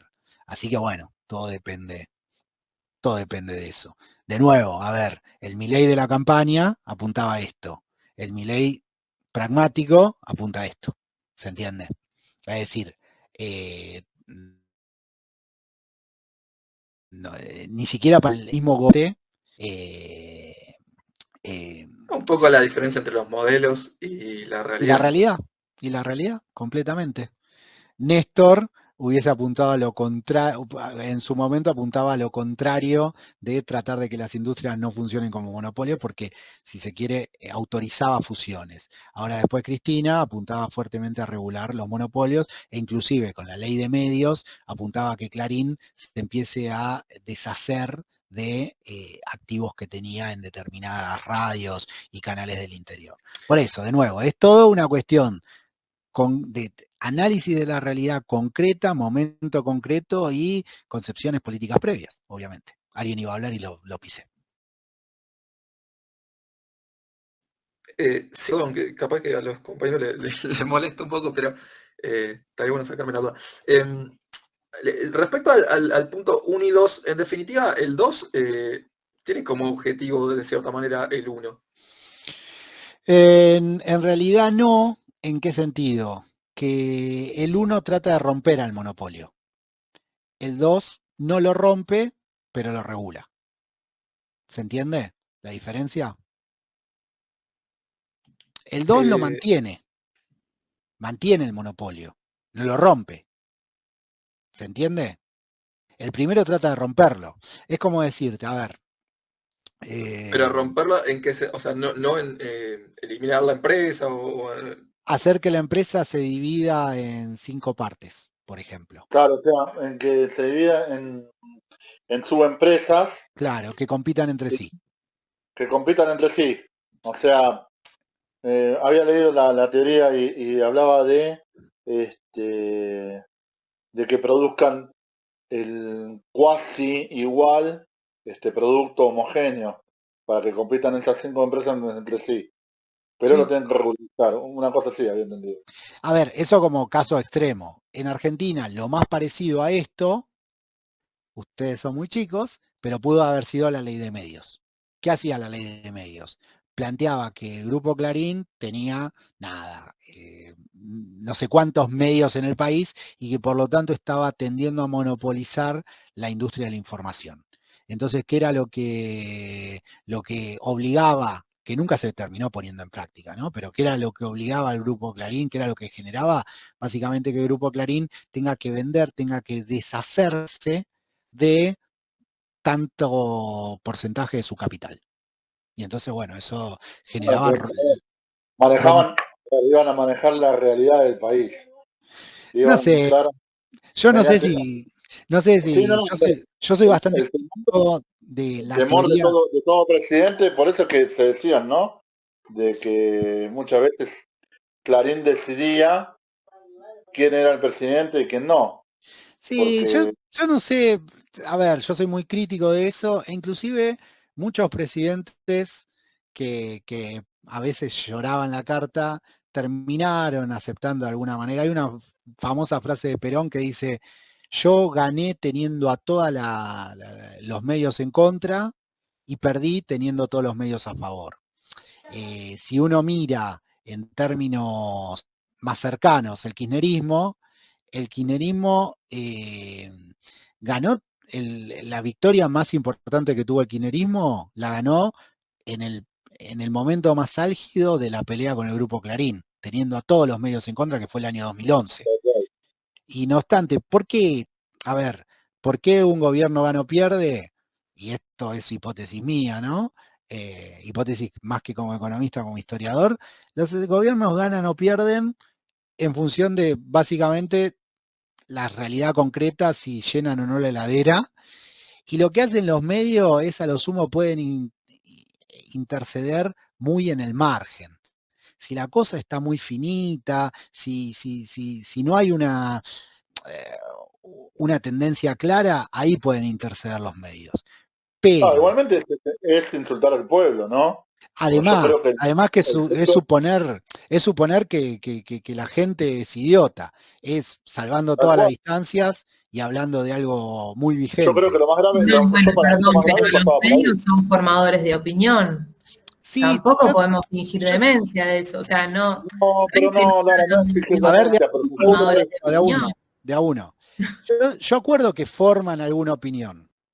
No obstante, si un gobierno viene aumentando el ingreso, aumentando el empleo, por más de que tenga todos los medios en contra, caso kirchnerismo, año 2011, gana las elecciones caminando. Ahora, si un gobierno viene perdiendo perdiendo en todos los indicadores económicos y sociales, por más que tenga todos los medios a favor, caso macrismo 2019, pierde también como en la guerra. En ese sentido, de nuevo. Sí, yo coincido en eso, pero entiendo que no todo se limita a una cuestión económica en la política y de repente los medios, yo por lo menos es mi opinión, ¿no? Se instalan determinadas verdades que la gente muchas veces repite, porque no todos tenemos las mismas herramientas para desasnar lo que estamos escuchando. Entonces, de repente escuchás que Cristina se robó un PBI y la gente lo repite realmente. O bueno, cuando se murió Néstor, que decía que Néstor no estaba en el cajón y se repetía de verdad. O sea, la gente lo repetía en serio. No es que lo decía como un chiste o porque en modo meme. O sea, lo repetían en serio. Entonces, como... Entiendo que no es que o sí se trata a la gente de idiota y no todos tenemos las mismas herramientas para desarmar el discurso que estamos escuchando y poder ver de quién lo estamos escuchando, quién está arriba de ese mensaje, como hay que hacer un laburo ahí, que la verdad es que no todos tienen la capacidad para hacerlo. No, yo acuerdo que se construyen determinados sentidos comunes. Yo lo que quiero decir es que en determinadas situaciones, cuando la realidad económica y social va para arriba, por más sentidos comunes que les quiera construir alrededor de eso, no hay forma. Y cuando la realidad social va para abajo, por más sentidos comunes que le quieras construir para, si se quiere, hacer que la gente piense de otra manera, tampoco hay forma.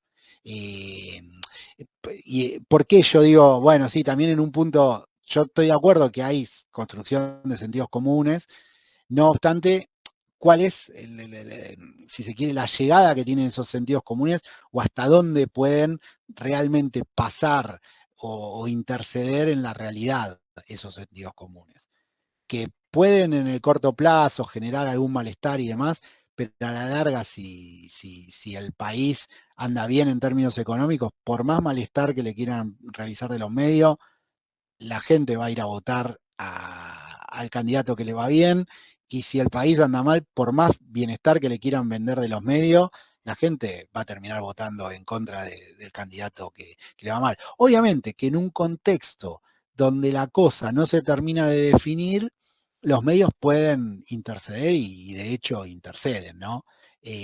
Pero, a ver, un poco esto de los medios, de esto de tratar a la gente idiota o no, también un poco se está replicando ahora en lo que es la docencia universitaria con la palabra adoctrinamiento. Si se quiere, a escala, si se quiere más chica, se plantea que los docentes tenemos el poder de adoctrinar y bla, bla, bla. Hay algo básico, si los docentes tendrían el poder de adoctrinar, yo no creo que se hayan dado, si hubiesen dado las elecciones como se dieron, ¿no? Pues justamente el cuerpo docente por lo general no es un sector social muy amigo de Milei, ¿no? Pero no obstante, a ver, nosotros desde acá les podemos decir que el cielo es violeta, pero usted a la larga se van a dar cuenta del color que es del cielo, ¿no? A ver, tenemos cierta influencia los docentes, porque les podemos recomendar determinada película, determinada lectura, pero en última instancia, nada, no podemos inventarles realidades que no existen. Pero sí, obviamente, a ver, somos trabajadores de la cultura que de una u otra manera, cuando hablamos de una película, yo sé que no todos, pero uno o dos de ustedes después la buscan la película para saber de qué se trata, porque siempre me dicen, yo vi la película que me recomendaste vos. Sí, existe, pero no es que los tenemos como títeres. De la misma manera que tampoco los medios nos tienen como títeres, ¿no? Alguien iba a decir algo y lo pisé. ¿Iban a decir algo? Seguimos. ¿Sí ven estos temas? Siempre estos temas son interesantes. Nosotros estamos teniendo un pequeño debate, si quiere leer. A ver. Le dieron duro. Balcanizar la empresa, profe, una pregunta, tráiganos que se pica. Se armó el debate, Temiara y Santi. Funciona como le pasó a Milei, tuvo los dos medios en contra, televisivos. Yo discutiría bastante que Milei tuvo los medios en contra. Le tiraban... No tuvo los medios en contra. Yo lo discutiría bastante, por eso. Le decían que era chiflado, que vendía órganos. A ver, tuvo una parte de los medios en contra, pero también tuvo otra parte con los medios a favor, me parece. Lo mismo que Trump. Cuando los tenés a los medios en contra, más apoyo recibís. No sé si más apoyo recibís, pero bueno, yo discutiría que realmente los tuvo en contra, porque... Por ejemplo, me parece como bastante clave que se planteó a Milei como una cuestión novedosa y, claro, y quienes nacimos mínimo en los 90 sabemos que el neoliberalismo no es novedoso en este país. O sea, ahí hay un formador de opinión. En realidad lo decía más porque la plataforma de propaganda que tenía Milei no era obviamente ni un cuarto ni una fracción de lo que tenía Massa. O sea, si usted iba por la calle, se iba a encontrar con carteles de motosierra, que Milei iba a asesinar bebés, que yo qué sé cuánto. Entrabas al YouTube y a cada rato te aparecía una propaganda contra Milei. prendías la tele y a cada rato veías cosas, o sea, era la fuerza de Milei iba por las redes sociales, pero hasta ahí, después todo lo demás, carteles, televisión, levantabas el periódico, prendías la tele y todos los periodistas en contra de Milei y llamando a votar a Massa, por ejemplo, o sea, incluso gente que era de la oposición del gobierno en ese momento, que era de Alberto Fernández, por ejemplo, Babi Chegopar, La Nata, todos los que se consideraban oposición también llamaban a votar a favor de Massa. Era el tipo Galperín, No, pero Galperín fue un mileísta de primera... Es notable, o sea, yo me refería a que es notable que Massa tenía un motor muchísimo más amplio y grande de propaganda y mucho más acceso a poder influenciar en los medios, en lograr que la gente quiera ver ese mensaje o esté viendo ese mensaje de que no hay que votar a Milei, de que Milei es un chiflado, que yo qué sé cuánto. Entonces, ahí viene la cosa. ¿Cómo puede ser posible que teniendo Massa más publicidad a su favor y en contra de su rival? Porque ya... porque era obvio, ¿no? El otro prácticamente apenas tenía publicidades por internet, publicidades por televisión. Sí, de hecho, los canales de YouTube, yo me acuerdo que salió en Reddit. Hay una Tomás, redondea, Tomás. Había salido en Reddit de que los canales de YouTube donde se estaba subiendo la publicidad en contra de Milei y a favor de Massa se borraron post las elecciones. Así que nada, esa era mi pregunta. ¿Cómo era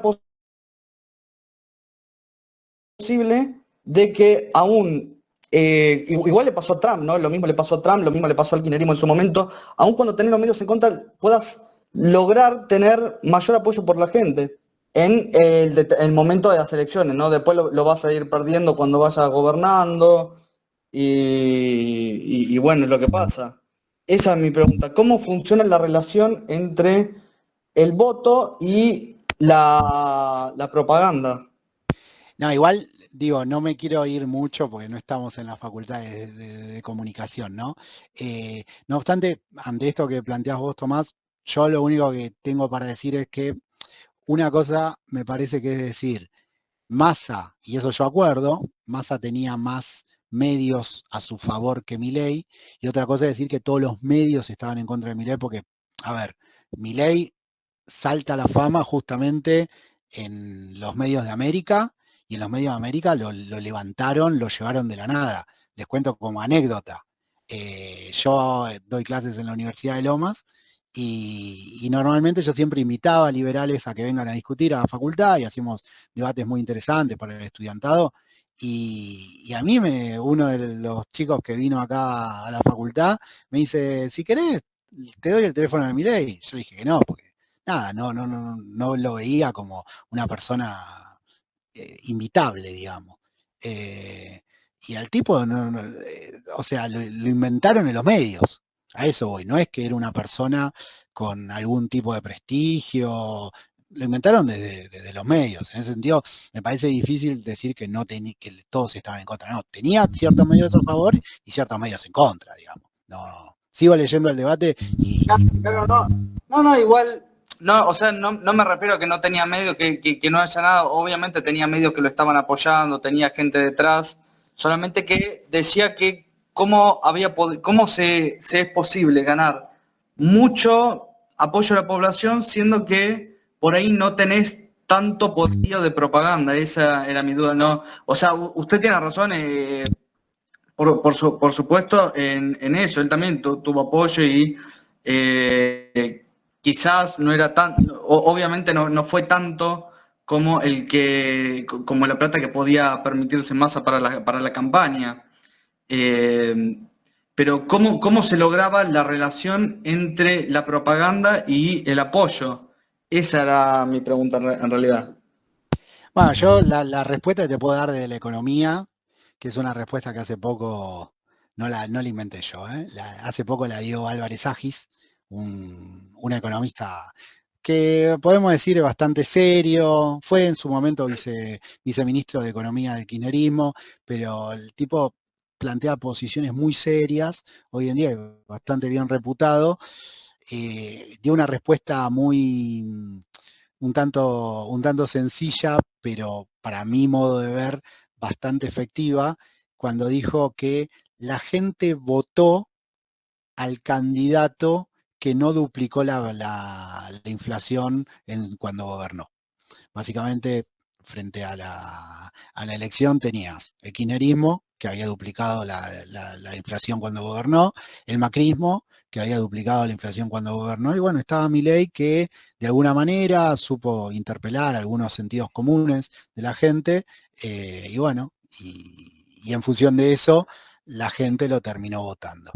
Habrá que ver qué es lo que pasa dentro de un año, porque bueno, cómo llegamos al 2025 y ahí veremos si el apoyo sigue ese mismo Agis, el que dijo que la deuda es como la falopa, al principio te gusta, pero después ese mismo, gran frase muy polémica que ha dejado. Pero bueno, sí, es ese mismo. Bueno. Entonces se podría concluir que aun si los medios pueden ser poderosos, al final no lo terminan siendo todo, por más que puedas tener una gran... Siempre el pueblo tiene la última palabra. Claro, yo acuerdo esa posición a grandes rasgos. Entiendo que los medios tienen influencia, que generan sentidos comunes, que tienen la capacidad de instalar determinados sentires. No obstante, eso a lo sumo puede potenciar algo o puede atenuarlo. Pero si la tendencia general, llámese la heladera, te muestra una cosa, a lo sumo los medios lo que te pueden hacer es, bueno, hacerte sentir un poquito más lleno o un poquito menos lleno, pero no te van a llenar la heladera. Y cuestión contraria, si la heladera está llena, los medios a lo sumo te harán sentir, y bueno, la puta madre que no puedo llenarla con caviar, o los medios te harán sentir, qué bueno que llené la heladera con asado, pero no te van a hacer sentir que tenés la heladera vacía. Básicamente eso es lo que yo entiendo de la relación de los medios. Sí, después busquen... Es excelente ese ejemplo. Busquen gracias por el comentario. Busquen el comentario de Álvarez Agis. Suele tener varios hits Álvarez Agis, pero igualmente el tipo, la verdad que si ustedes me dicen qué economistas mediáticos recomendás, uno de los 5 que recomiendo seguro sería Álvarez Agis. Así que nada. Entonces, en conclusión, los medios no determinan a nadie. ¿Sí? Si marcan tendencia, pueden instalar pensamientos, ¿sí? Pero la realidad la vive cada uno de puertas para adentro en su vida y puertas para afuera cuando sale a laburar. ¿Sí? Básicamente les voy a dar una sentencia que suelo usar cuando hablo en términos históricos. Los medios no determinan, pero sí condicionan. Lo mismo que, no sé, un docente no les va a determinar lo que ustedes van a terminar pensando, pero quizás, no sé, si les nombro una película, más de uno la va a buscar y la va a ver. Ahora, no les voy a pensar de todo lo que pienso, eso seguro. Pero bueno, quizás les comento alguna película, alguna serie o algún libro y se les ocurre ir a buscarlo. En ese sentido hay influencia. No se puede negar la influencia. Bueno, sigo porque si no, no nos vamos más. Mi duda. No, no sé si la pude responder, pero bueno. No, justamente porque ahí era mi duda, la relación entre los medios y la opinión. Le iba a preguntar también por Trump, si sabía, entonces, como por ejemplo con el caso del kirchnerismo y bueno, y de la hablemoslo, acordate de esta duda en otra clase, pero porque ahora ya si no, pero en cualquier otra clase apuntemos esa duda sin lugar a dudas, yo la respondo, no hay problema. Buenísimo. Si no, nos vamos a ir y no vamos a terminar más la clase de hoy. Muchas gracias, profesor. La verdad se lo agradezco mucho porque nada, estaba interesado en saber más del tema. Desde ya la próxima vez que tengamos clase, sacalo el tema y lo charlamos. Pero bueno, ahora si no, ya estuvimos charlando un rato largo de esto y si no, no nos vamos más. Bueno, le decía, externalidades. ¿Qué son las externalidades? Como definición general, una externalidad es una falla de mercado. ¿Qué implica una externalidad? Que alguien se ve afectado, sea una empresa o una persona, se ve afectado por la actividad económica de otro alguien. Ejemplo básico de externalidad, supónganse que ustedes tienen una carpintería exactamente al lado de un consultorio de psicólogos. ¿Qué es lo que va a pasar? Si ustedes le empiezan a pegar al martillo, el psicólogo no puede atender a nadie.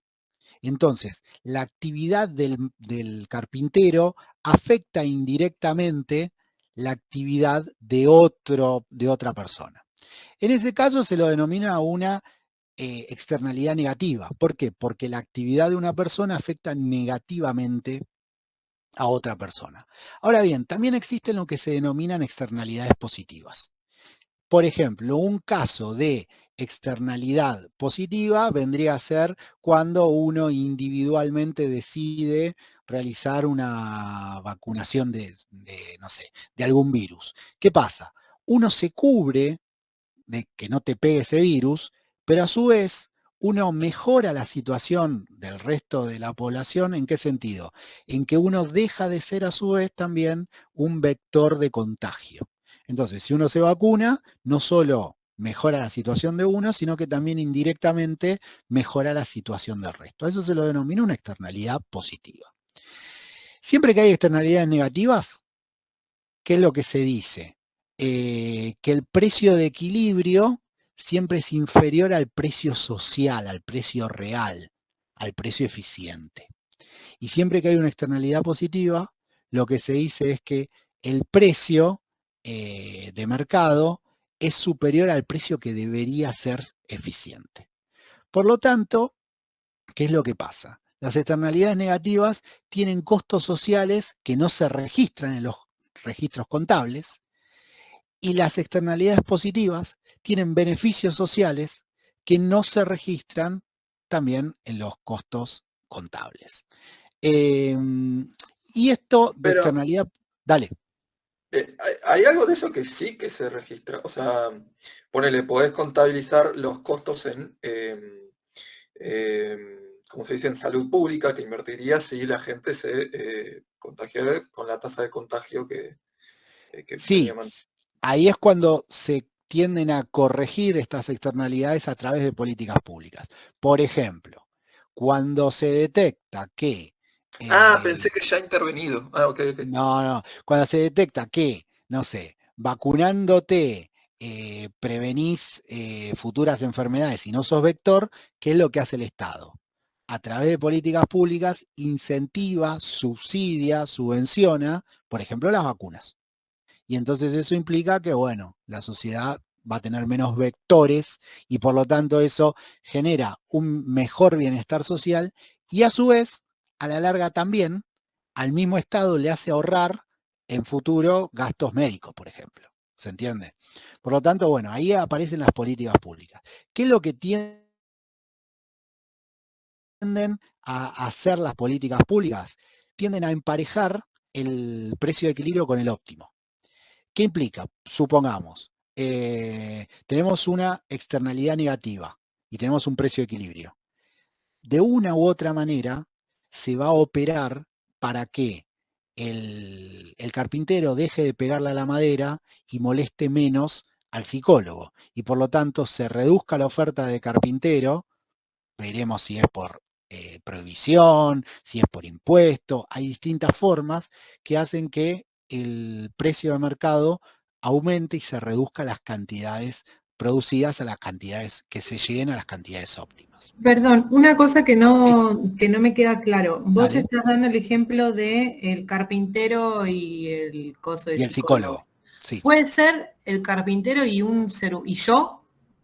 ¿O sí Y o sí sí, tiene si te que molesta, ser como sí, sí. dos cosas que produzco? O sea, No. Lo que pasa que, bueno, con el caso del psicólogo, si se quiere, es el caso más burdo, ¿no? Porque el psicólogo no puede trabajar. A claro, vos pero te puede digo, joder si por es, tu me siesta, molesta ponele. Sí, porque sí. sí, porque me molesta. A ver, llevémoslo a un caso más típico y que es muy actual. Glifosato en zonas cercanas a urbanas. Ahí te discuto. Bueno, no, discutir todo lo que quieras. Digo, a ver, ¿Para qué me vos invitan? con el glifosato, ojo, después podemos discutir si hay que usar o no glifosato. Ahora bien, si se usa el glifosato de tal manera que afecta a zonas urbanas, ¿qué es lo que va a pasar? Va a afectar a personas que no tienen nada que ver con la producción del glifosato y quizás le generen, no sé, una Claro, deformidad. pero ponele que, o sea, porque yo a lo que voy es, en el ejemplo que estás dando, entiendo, lo termino pensando como que termina siendo un problema de salud pública, porque después esa gente se enferma y el Estado se tiene que hacer cargo, entonces... Lo explico hasta ese grado de salud pública para que se entienda. A ver, Claro, ¿podemos pero llevarlo digo, a algo más me jode a mí cotidiano? porque me molesta, porque me Lo hace mal, llevamos, me hace lo doler la llevamos cabeza. a un caso cotidiano, no puede dormir la siesta, ponele. Claro, ponele. ¿Qué es lo que pasa? En determinadas actividades, no sé si un carpintero que no te deja dormir la siesta, pero determinadas actividades no se pueden llevar adelante en barrios y se tienen que llevar adelante en parques industriales, por ejemplo. ¿Se entiende? Sí. No sé Bueno, si, estoy pensando, puede ser un boliche en una zona... sí, no sé ahí cómo funciona la situación, pero bueno, hay determinadas actividades que no las puedes llevar adelante en un barrio común y corriente. Por ejemplo, doy un caso propio. Hace un par de años, yo tengo al lado de mi casa una carpintería y de repente empezó a haber ratas por todo el barrio. ¿Y por qué? Porque traían las maderas y bueno, como que hubo medio una bronquita. Y nada, medio que después desaparecieron las ratas porque me parece que el chabón de la carpintería empezó a fumigar su carpintería. Pero el aserrín y todo eso es un caldo de cultivo para las ratas muy, muy... y ante ver que le podían llegar a clavar una denuncia, bueno, redujo su cantidades óptimas, digamos. Pero en sí, a ver, puede ser hasta que no te deje dormir. Después verás si en función de la legislación que hay, ese no te deje dormir, vos podés meterle un juicio para que no le pegue a la madera de 2 de la tarde a 5 de la tarde, ¿no? Habrá que ver si la ley te da la razón, que eso habrá que verlo. Bueno, le decía, entonces las políticas públicas tienden a acercar la producción real a la producción óptima. Básicamente, desalentando las externalidades negativas y alentando las externalidades positivas. ¿Qué políticas públicas hay dirigidas? ¿Puedo hacer una Sí, dale, consulta? Perdón. dale. Pero ponele, yo, no sé, ponele que tengo un campo, ¿no? Sí. Y no sé, estoy cultivando, no sé, lo que se te ocurra. Soja. Cuestión que hay un río en el medio que, no sé, tiene ciertos efluentes y me perjudican la producción. Ahora, el río técnicamente no es de nadie, entonces Sí. alguien podría decir que, bueno, yo no estoy haciendo nada. Y hasta que no se registre, que no sea, digamos, que los efluentes sean de un origen concreto, de alguien concreto, no se podría considerar externalidad negativa, ¿no? Porque por ahí podría ser lluvia ácida simplemente. Sí, a ver, vos podés, a ver, mientras que no se verifique, la ley no te va a caer. De hecho, han habido casos que empresas han financiado proyectos de investigación para justificar que lo que hacían no era contaminante y a los años saltó la ficha que fueron ellos los que le pagaron a los investigadores para que digan eso. Pero a lo que voy, ¿no sería una externalidad negativa si no hay alguien concreto a quien atribuir esa externalidad, ¿no? Es que si no tenés a alguien a quien atribuirle, no sabes cuál es la actividad que está generando la externalidad negativa. No, por eso, podría ser simplemente lluvia ácida, pero bueno, del campo. Bueno, pero si es lluvia ácida, no hay alguien, la verdad no sé cómo se produce la lluvia ácida, no voy a hablar de algo que no sé mucho. Bueno, o pero sea, ponele que es natural, ponele. Si se produce naturalmente, sí, no hay una externalidad. Ahora, si se produce porque vos tirás glifosato y en lugar de afectar solamente a tus parcelas, afectan a 2 hectáreas a la redonda más, y bueno, sí, ahí hay una externalidad, ¿se entiende? De ahí que, por ejemplo, surgen en algunos lados las leyes ambientales de que, nada, el glifosato solo se puede utilizar a determinada cantidad de kilómetros de los centros urbanos. Sí, Y que en la bla, bla. práctica igual... En la práctica no se lleva adelante, pero bueno. Sí, sí. ¿Se entiende? Yo diferencio lo que es la práctica de la investigación. Sí, sí, obviamente, esto estamos hablando de modelos. Después en la realidad, bueno, suele pasar. De hecho, la misma actividad puede ser legal en un país y puede ser ilegal en otro. Acá en Argentina se permite lo que es métodos de minería que en otros países no están permitidos y sin embargo acá se permiten. Así que bueno, nada, ahí hay una cuestión de cómo se construye la legalidad. Pero bueno, le decía. Un ejemplo de las químicas puede ser Monsanto, por ejemplo. ¿Sabés qué? Escuché el Roundup es de Monsanto. Sí, escuché cuando dijeron Monsanto. Lo que pasa es que yo no le voy a decir esto pasó en Monsanto porque no sé si pasó en Monsanto o pasó en Cargill, pero estoy seguro que en alguna de esas han tenido este tipo de problemas. Pero bueno, no sé cuál. No les quiero mentir tampoco. Bueno, le decía, ¿qué políticas se pueden dar de acuerdo a enfrente de las externalidades? Por un lado, la regulación directa, básicamente prohibir o limitar. Por otro lado, una política basada en el mercado, básicamente generar impuestos y subsidios, por ejemplo, ponerle impuestos más altos a los que producen con glifosato, o por Igual ejemplo, las tabacaleras, por ejemplo. a las Bastante evidencia. tabacaleras, o por ejemplo, ahora se está subsidiando la producción de vehículos híbridos o vehículos con energías limpias, es decir, es una política basada en el mercado. Y por otro lado, otra política basada en el mercado es la de los permisos negociados para contaminar. De hecho, en estos días en el Teatro Colón presentaron el Megane nuevo, totalmente 100% eléctrico. Claro, y paga seguramente, en Estados Unidos al menos, los autos eléctricos pagan menos impuestos, tienen un impuesto más chico. Entonces eso un poco alienta a que se consuman bien autos eléctricos y no autos de combustión. Bueno, en España, por ejemplo, las patentes, los seguros, si son eléctricos, es considerablemente menor. Claro, sí, es una forma de alentar el consumo. Tal cual. Y después, con motores a combustión, tienen ciertos días para poder entrar en los centros urbanos. Sí, son todas políticas de este tipo. Sí. Bueno, le decía entonces. ¿Se pueden poner leyes contra la contaminación en países que ya están contaminados de por sí, o sea, para que no se contaminen más? Por ejemplo, no sé, China tiene un área industrial, sé que tienen una nube, no sé si lo sabe, puede buscarlo por internet, es muy interesante. Tienen una nube de carbón y cosas y porquería industrial. Y yo preguntaba si, por ejemplo, ya que está contaminado, no es posible ya agregar alguna ley o algo para restringir que se siga contaminando y se siga empeorando todavía más. ¿Es posible? Sí, como ser posible, sí. El tema, bueno, hay que ver ahí la cuestión de los ambientalistas, los expertos en ambiente, si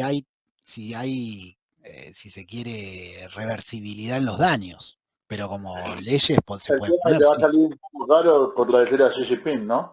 Claro, ahí es. No, pero además la cuestión de nada, en los estudios ambientales hay lo que se denominan puntos de no retorno.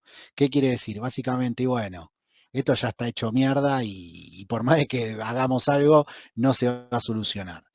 Bueno, eso es una cuestión de los expertos en ambiente. Pero sí, como poder plantear leyes se pueden plantear.